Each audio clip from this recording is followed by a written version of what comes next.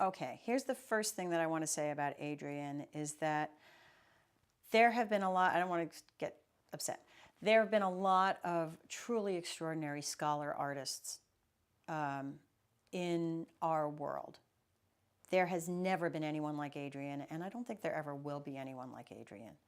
She was, you look like you're going to start crying too. Don't get me started here. So she was, in what she did, she was extraordinary, but it was the way she did it. The first time I met her, she came up to me, and I think it was one of my first concerts. She came up to me and she said, "You know what? You are fabulous." And it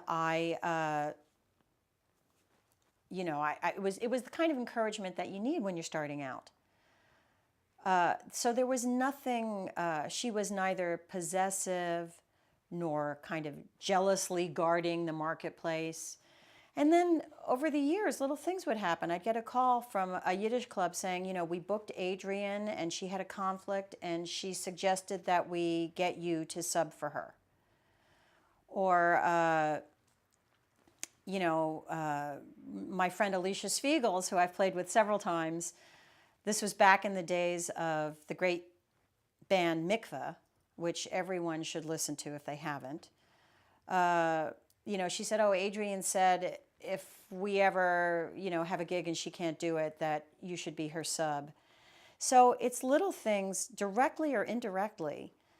There was such a generosity and a support and encouragement that I think is as much Adrienne's legacy as her actual scholarship or her art.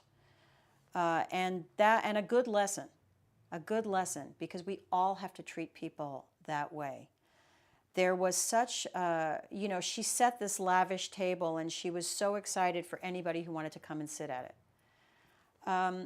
We don't always encounter that in our world. It's a small marketplace. And, I think that we just have to take that lesson from Adrienne, and that should be our model for how we welcome other people. And I think if you want to honor her legacy, as we all do, we have to remember that about her.